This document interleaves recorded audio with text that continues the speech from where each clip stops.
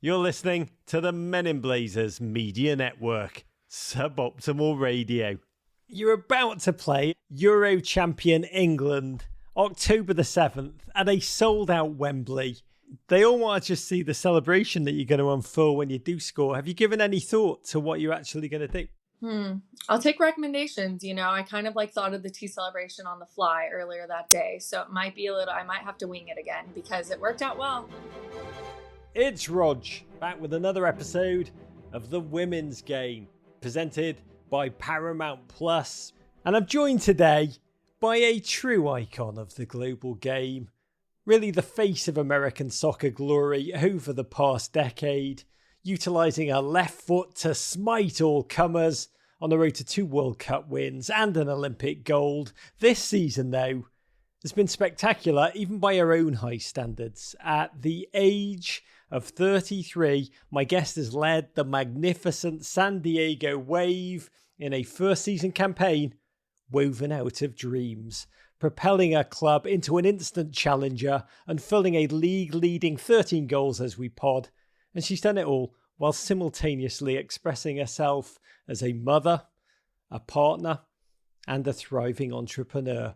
On the eve of the Wave opening their new state-of-the-art Snapdragon Stadium before a sold-out crowd of over 32,000. Really, a magical moment for women's soccer in general, and what the Wave are building in particular. It's an incredible joy to welcome back Alex Morgan. Raj, what an introduction. Thank you for that. I'm so happy to be on your show. What a time it is to be alive, Alex, because we sit here with you in the midst of a career year, one of the greatest club seasons in American football history. Can you believe the scoring run you've been on over the course of the last 4 months? Or even in your own mind, you're like, holy crap, this is a madness. It's just come together so much easier than past years. And it's nice because I've actually stressed less and focused less on it. I'm in a city that I love. I'm around the people I, want to be around. I'm in a club that supports me in all ways. And I'm kind of it just came together. Yeah, I want to start at the beginning of this Wave journey because you were announced back in December, one of San Diego's first signings ahead of their inaugural season. And one of the things I loved about your first press conference was the way that you talked about being a Southern Californian born and bred, shout out to Diamond Bar, how this move gave you the chance to put down roots, to settle not just into a club, but also a city. What does that mean to you, the idea that San Diego wasn't just a new club or a new experience, but the possibility of a legitimate long-term home for you to create with your family? Something that I never experienced before because I had lived somewhere, then Servando, my husband, had lived somewhere else. We both played in different cities. We decided to start a family, and then a lot of my focus went to being a mom. And then when San Diego was brought up as an expansion team, my initial thoughts was, well, that'd be amazing to play there, but what are their visions?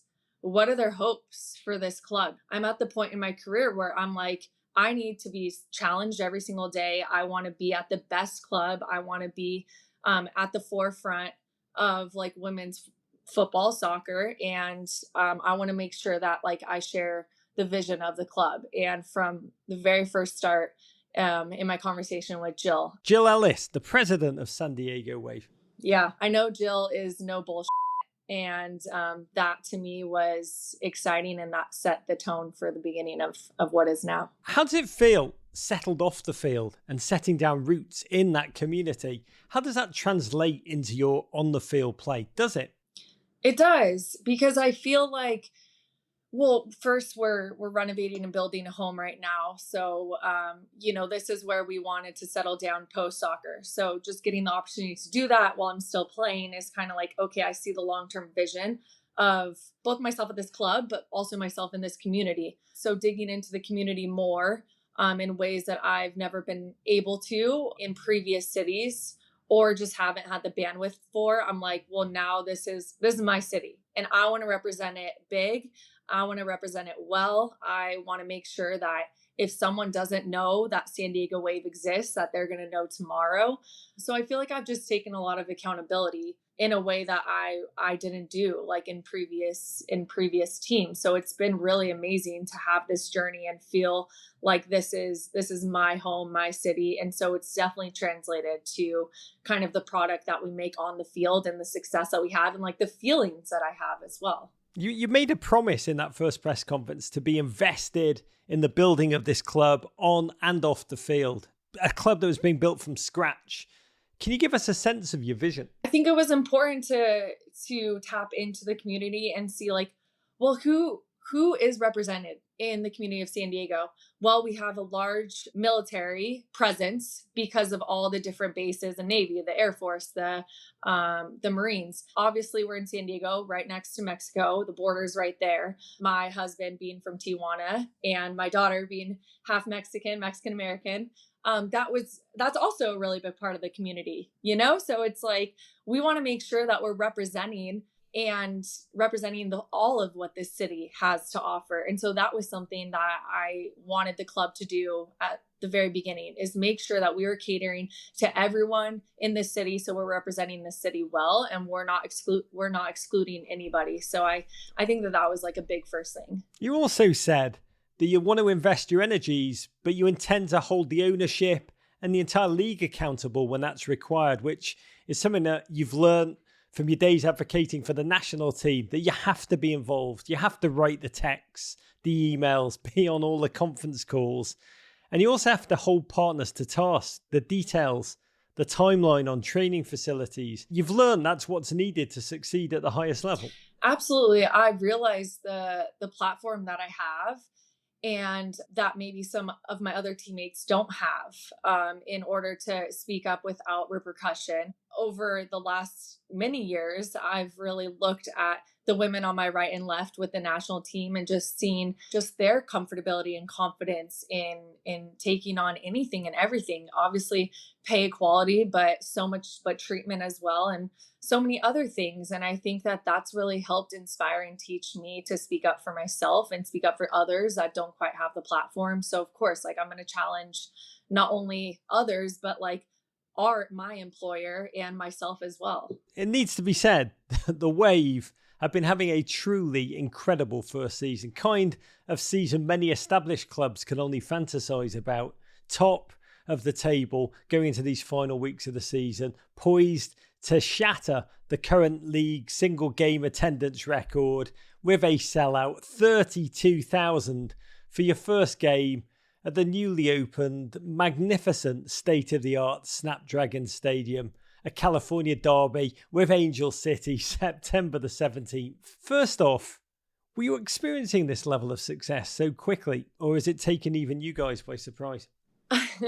I mean, honestly, I wish that I could say before season that I was thinking, oh, we're gonna be at the top of the table for a major part of the season, and we're gonna be scoring all these goals, and it's gonna come together perfectly. But you just never know how it's gonna go. Like, I've been a part of expansion teams before, and there's growing pains and there's trial and error, and I feel like this team has just done it right. Casey's been a great coach to learn under, to be coached by. And so I think that we've exceeded expectation by others, and we've just continued to drive the standard, and it's just been such a great experience. And then looking at, in a couple of weeks from now, the highest attendance about to be shattered in the September 17th game against Angel City, who again is creating something extremely special in the city of Los Angeles. I mean, the California teams are doing it right, and it's driving the standard of the league in our first year. We are living in a truly thrilling moment in women's football history. You see the crowds of 90,000 plus in Barcelona, the whole experience on and off the field of the Champions League final, the Euros, a delirious turning point for the game. And in California, as you mentioned, the Wave, deliriously opening Snapdragon, Angel City have their own just madness of a fan base, the New Dawn Tifo, all stepping up to build a culture, really a way the Thorns pioneered in Oregon. Where are we right now in this moment of league development? And what is the most important thing that needs to be done in your mind to propel the game forward that next step? Some of the growing pains with the NWSL is having some clubs and owners still thinking in the old way and almost like pinching pennies in a way that they're looking at the current organization and how and if I put in this much, I might not get it back, or they're not looking at the long-term game. And I think with Angel City and the Wave and San Diego Wave and Kansas City Current too, now that because we're in Kansas City right now and training at this beautiful facility, seeing the plans for a stadium, they're looking at the long-term vision of this. And not only is the return on investment going to be great, but then you're basically supporting your players in a way that I feel like we could then succeed on the field. We don't have to worry about off the field stuff. We don't have to fight them for little things. We don't have to get aggravated and frustrated by little things that happen within the front office that we shake our head at, because they're just doing it right. And I think that that's what this league needs to get to every ownership group, kind of setting the standard. And if not, like, sorry, you're going to get left behind. It's an amazing moment to think about this, because you are about to step out onto the field at Snapdragon, that 32,000 crowd. And you've done as much as anybody in this nation to grow the women's game. You've dedicated yourself in particular to this San Diego project. Alex, when you close your eyes and imagine the emotions you'll experience as you step out onto the field, can you give us a sense of what they'll be? I think just like appreciation for the city, for the shared sentiment of the love of soccer is so nice. That's what I can close my eyes and kind of think about. And then just like a roaring crowd that's like behind us. You want nothing more than like a 12th man. And you get that with your fans. And you don't always get that in every city or in every venue. But knowing that we've had that in San Diego and it's just going to be amplified on September 17th, it's just going to be like a moment to remember forever. And your daughter, Charlie, there to witness it, knowing that she will grow up in a world where this is just normal to her. Yeah, I mean, that's amazing. I don't think she's experienced a sold out 32,000 seated stadium yet. So that's going to be a first. But growing up, seeing that it's normal, that we fight for what we deserve, growing up that it's normal that women play sports, growing up and seeing that like it's normal that like young boys and young girls are screaming our names, like that is pretty awesome. Like you can't hope for anything more. I look forward to a day when Charlie says to you, Mum, what do you mean there were only 32,000 fans there? I can't even imagine such a small crowd coming to an NWSL game in America. And if you're not able to be in San Diego for that game and the opening of Snapdragon Stadium, you can watch it September 17th at 10 p.m. Eastern Time, where Paramount Plus will be broadcasting it. And a reminder that are now streaming the Women's Super League in England as well. Try it free on us at ParamountPlus.com. That's ParamountPlus.com/MIBTWG. But on a personal level,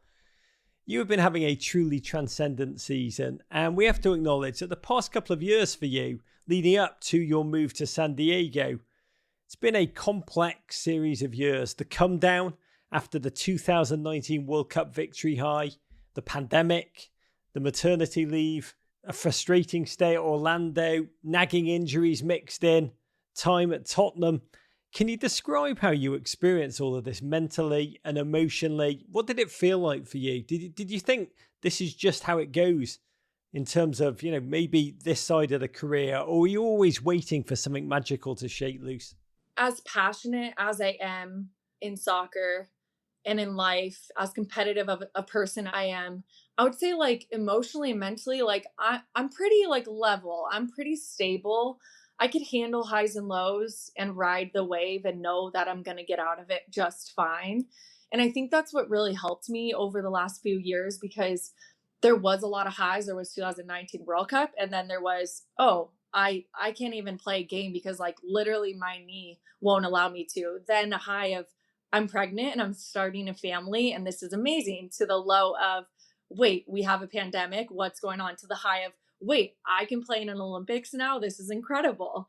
To the low of like, oh, wait, we just got the bronze medal and disappointed ourselves with a couple terrible showings in the Olympics, to the high of, well, I'm raising a human and I'm, happy in my marriage and my family, and to the low of Orlando and last season, and the fans are not happy with us, with me. They think that I'm not doing my job.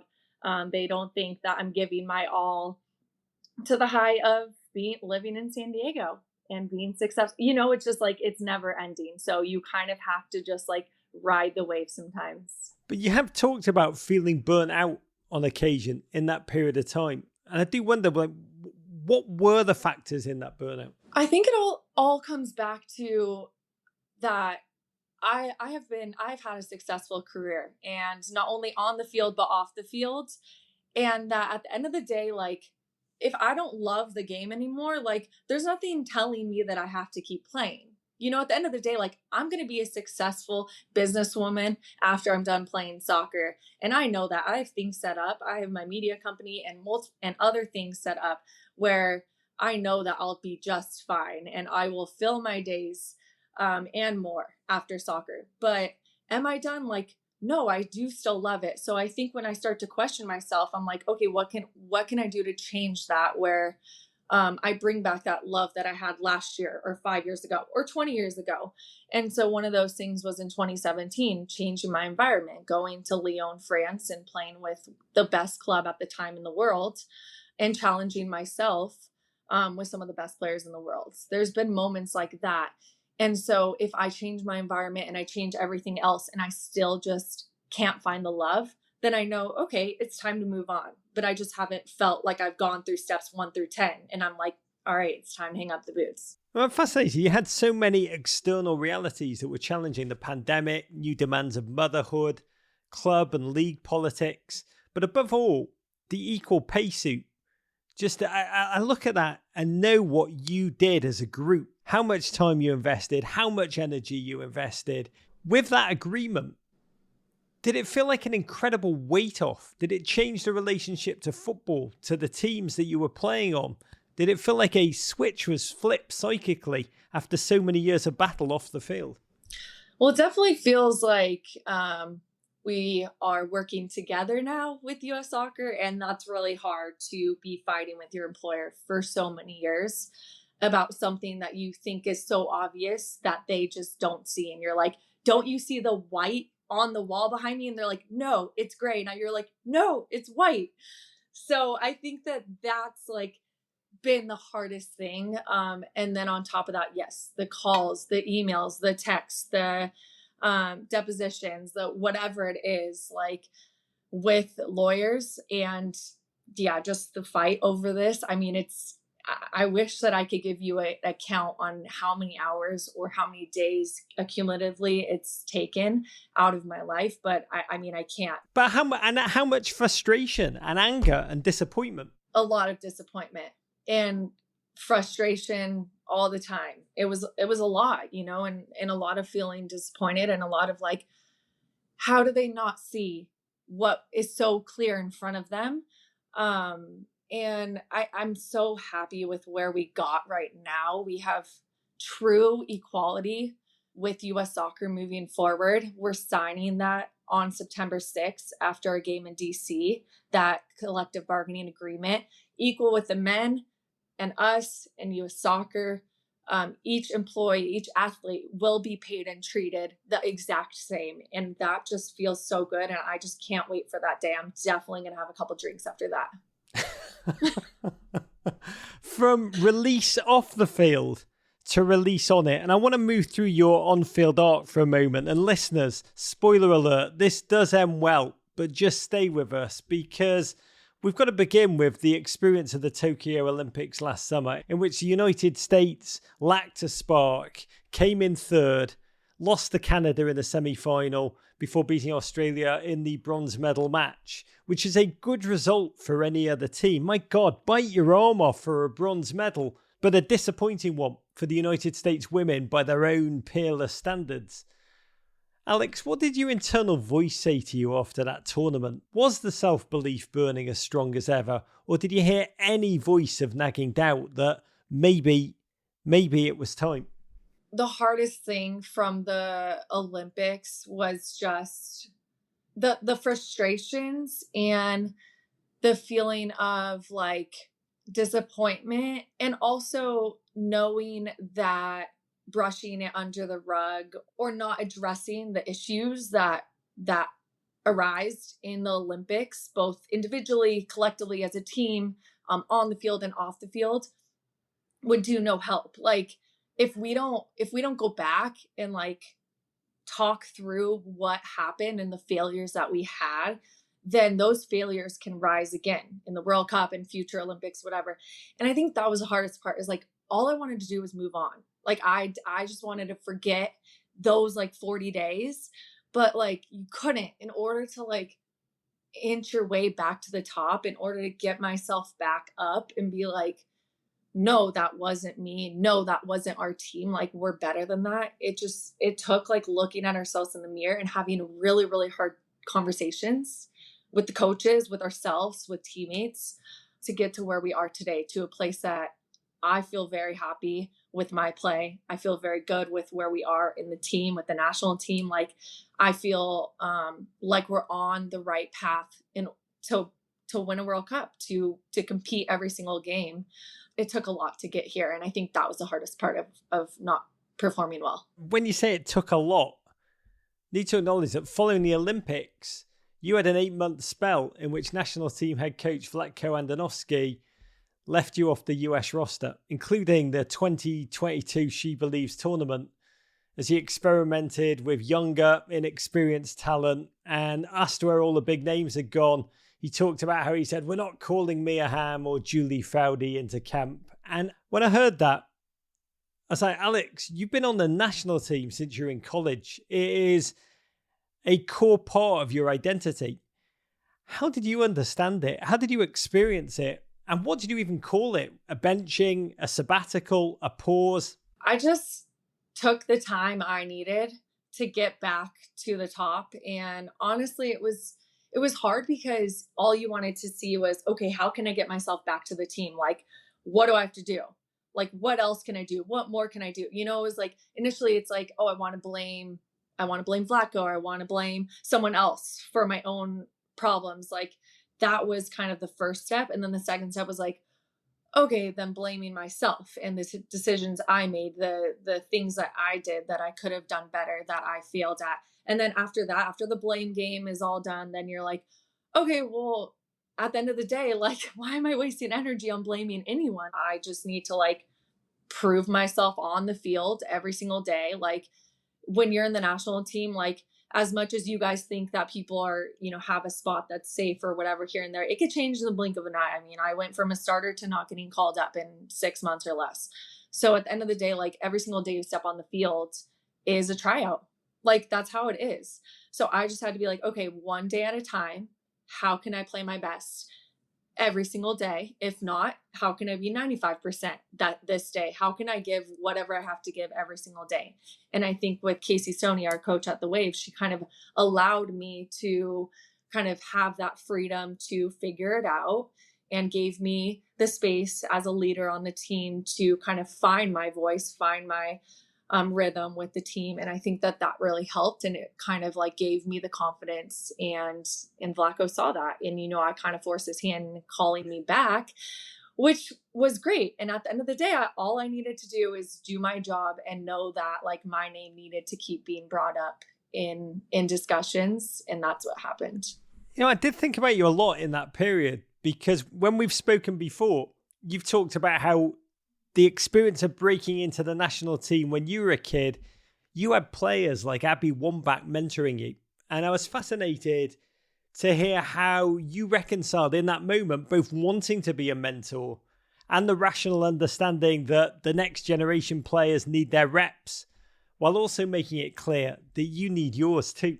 I think that's where I've like gotten most comfortable with myself, like on this team and also with the Wave, is like, yeah, I want to play like 90 minutes every game. I want to play. Like, that's the goal.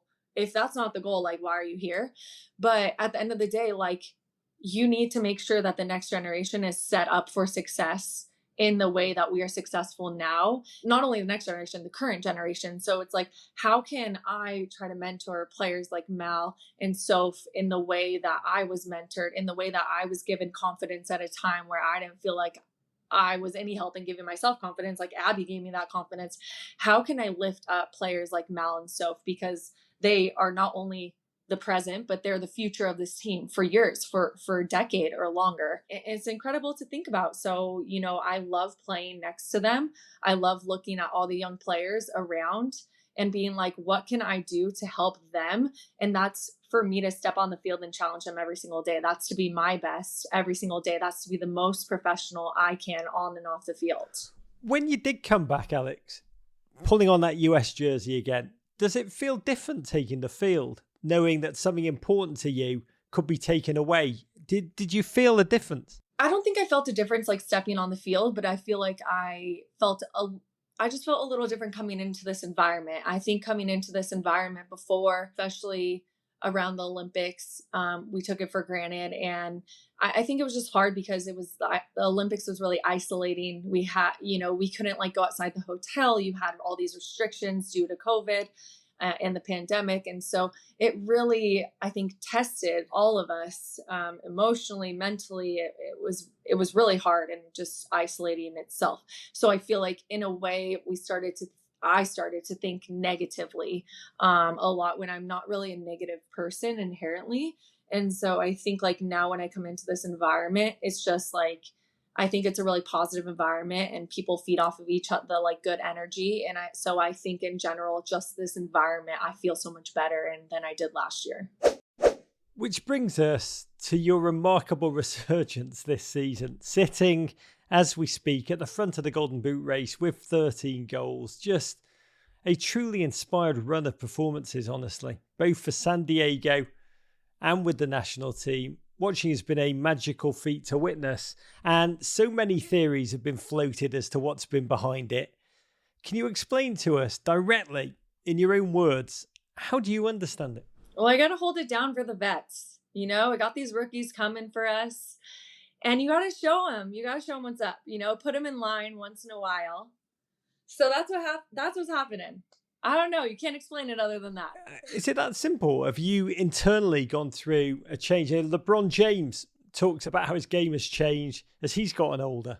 The way he has lent into his long-range jumper rather than just relying on his driving ability to score. Also look to elevate his passing game. Have you consciously adapted your game? I have. I've also adapted a little bit of like my diet and the attention to recovery. I've always paid attention to recovery, but also before training, like I'm in the training room, anywhere from 45 minutes to an hour before. I'm getting the things that I need. I have an individualized program. I'm making sure that I do everything I can to like maximize the hour to 2 hours at training. And then I'm just doing the small things, having discussions with coaches and teammates all the time, trying to go out of my way to like get a good feel for the locker room, the coaches, and kind of, I think like that two-way street for conversations are really important. So I think it's just like the little details that are important. And I have like, I think evolved my game in a little bits here and there. One of the things is just like, for me as a 9, it's, staying patient, but then it's also making sure that I'm an option and reading my teammates really well in that, like, I know that Rose likes to drift out wide a little bit more or like stay in the pocket a little wider where Lindsay's not going to go as wide. So it's kind of like on the left side, I could go a little wider, but then on the right side, kind of give Rose that space. And then Lindsay will play some longer balls in behind the back line, but Rose likes to slip them through after a dribble. So it's just like reading your teammates a little bit better and kind of looking at your movement and how I can try to open up space for my teammates and looking at like what the best movement is at a particular time. And like sometimes it's opening space up for myself and then sometimes it's not. When you have scored this season, do the goals feel different because each one is both an exclamation point and also proving a point? I mean, they feel great. Every goal feels great.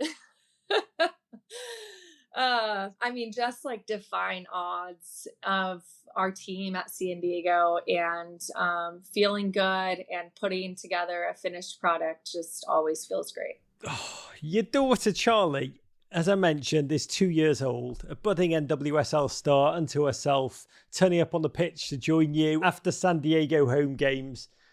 And when you were over at Tottenham in 2020, in part to play yourself back into form after having Charlie, you talked very candidly about the complex logistical challenge of bringing a 5-month-old over with you, schlepping a baby to a different continent during a pandemic. I think your mother-in-law was there to help you. But anyone who's a parent knows this is an eternal challenge for all mothers, one that transcends football, transcends sports. What does it mean to be a mum, a working mum for you at the highest level? Yeah, I mean, going to Tottenham in the middle of a pandemic with a 5-month-old is a little crazy, but I felt like I had to do it. And it was such a good learning experience for me as a working mom.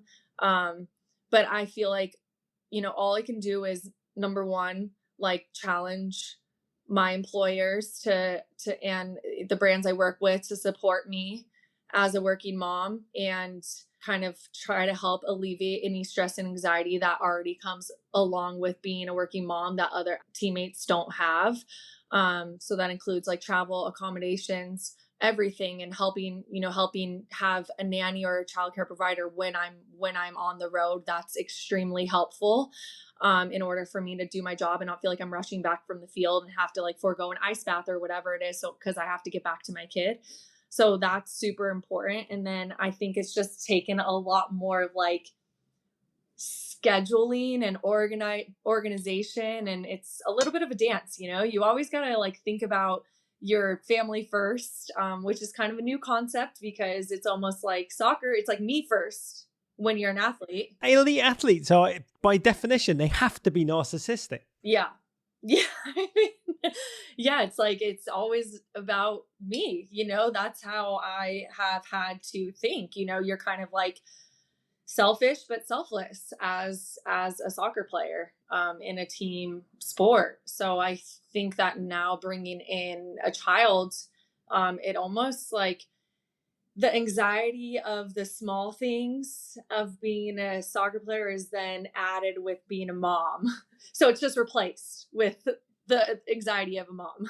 Really, we're talking about one of society's true challenges, that juggling act between being a mom, having a career. And we watch you, your time is not your own when you're a parent. It's a cliche, but it's bloody true and it's bloody hard. What's the secret to balancing yet maintaining focus? An incredible nanny that takes care of my daughter. I know that she's safe when she's with her, and that's the most important thing.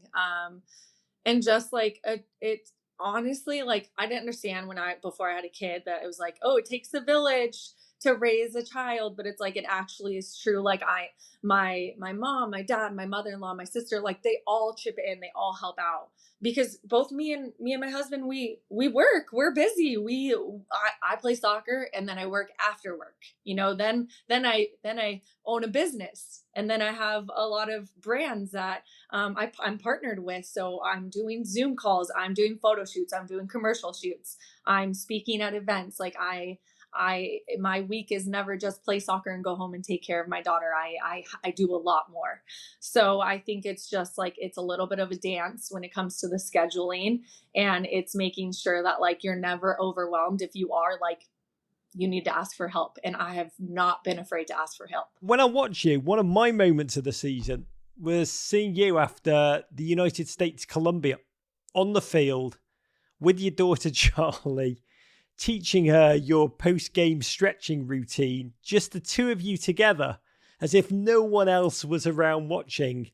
And I want to know, Alex, what does it feel like to have her there with you? Can you describe emotionally what you experience in those moments? With my husband, Servando, he always wanted to be able to have his child like walk on the field with him. And he never got that opportunity because Charlie was so young and then he retired. And so for me to have that opportunity, now, week in and week out. It's just, I don't want to take that for granted. It's the best moment ever. I go and play my game, and then afterwards it's like Charlie doesn't care about how I did and if I scored or if I completely missed an open goal. Like, she just wants to enjoy time with me and like just kick the ball around. And it's like the sweetest thing. It just brings you back down to earth, and you realize that like what happened like doesn't matter, and that like I'm so happy every time I get to kick the ball around with her. She's kind of like a mini me. She wants to do everything that I do, and it's the sweetest thing ever. So kind of showing her the ropes and having her kick the ball or do some stretches, it's actually pretty comical for mom, so I enjoy it. We are entering a World Cup year, and we have just seen the Euros as the most competitive football tournament that the continent of Europe has ever seen. How do you view the state of the field, the hierarchy? I guess I'm asking, are the United States still the apex predator? I'd like to think so. We got to think that, you got to beat the best to be the best. That's kind of we've always thought that. And that's why we're going to play England. That's why we're going to play these top teams. In a World Cup, I don't think we've ever had the easy route to the final. And we appreciate that. It kind of like makes you look at yourself in the mirror, and it challenges you, and it defines like who is great when it matters. And so I think definitely there are teams that are great. And the quality of women's football globally has continued to get better and better. And I love to see that, but I'd like to say that I still see us at the top. You're about to play, as you mentioned, Euro champion England, October the 7th at a sold out Wembley. And you are no doubt fully aware there's going to be a lot of English players out for revenge just for the tea celebration. I mean, yeah, they're probably going to try to replicate it, but I'm sorry, it's already taken. So find your own celebration, But yeah, I mean, how incredible is going to be a sold out Wembley for us versus England. I mean, I had heard that there was over 100,000 in the queue to even get tickets at one point, and it sold out in 24 hours. Yeah, if you're not going to be there, you're missing out. They all want to just see the celebration that you're going to unfold when you do score. Have you given any thought to what you're actually going to do? I'll take recommendations. I kind of like thought of the tea celebration on the fly earlier that day. So it might be I might have to wing it again because it worked out well. Big picture. What are your goals from a footballing perspective? I would love to three-peat a World Cup. That'd be nice. Be really nice. But I just looking at here and now, of course, eyes are set on World Cup, but like we're in first place with an expansion team in San Diego. Like, I want to win a championship. I have not won a championship since the inaugural season of the NWSL 2013. So it's time. So, we got to just do work week in, week out. So that's kind of what I'm looking at. And then at the end of the day, it's just like continuing to be the best I can be. So if that's the best in the world, that's great. And if that's not, then whoever's challenging for the best in the world is, needs to be deserving of it. So I think in the next year or two is big year for myself and for the whole team. What about from a life perspective? When you think about really what's next, how much thought have you given to that? And what kind of vision do you have? I've actually started to give a good amount of thought to that. Can't let you in on all my secrets, but it's been really interesting to like think about not what's next, but what am I evolving into? Even as I'm a soccer player, it's not like I have to think of, once you like hang up the boots, then what are you going to do? Like I'm definitely like busy enough.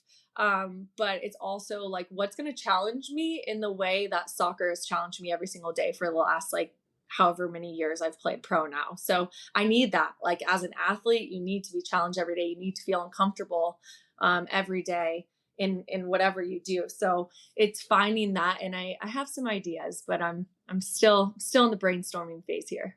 Watch this space. For now, in the present, this season is peerless. It's honestly quite inspirational. so many fans watching you play, your goals, your tenacity, your resurgence. I'm going to say, they don't just watch you from a football perspective, but from a life perspective. A lot of fans are drawing deep inspiration back into their own lives from watching you play. Alex, what lesson of life have you taken from all of it? I just feel like there's never like an end point, and there's no like right way to do things. Like, you can make your own path and you can do things in the way that you want. Like, if you see an A and a B, like, there's no reason that you can't go down and make your own path that's letter C, you know? So I guess it's just like doing what you want and being like unapologetic with that and being confident in that, because you know yourself best. To being unapologetically confident. I love your line about embracing the discomfort also in every regard. I think there's a lot to be drawn from that. But Alex Morgan, it is a joy to speak to you at this really extraordinary moment in your career. Godspeed to you, to your family, and the mighty San Diego Wave, to many more sold out games at the Snapdragon to come. Courage. Thanks, Raj. I hope you come to September 17th. I have a ticket for you if you want, but thank you so much for today. You're always so great to talk to. I appreciate it. Alex Morgan, courage.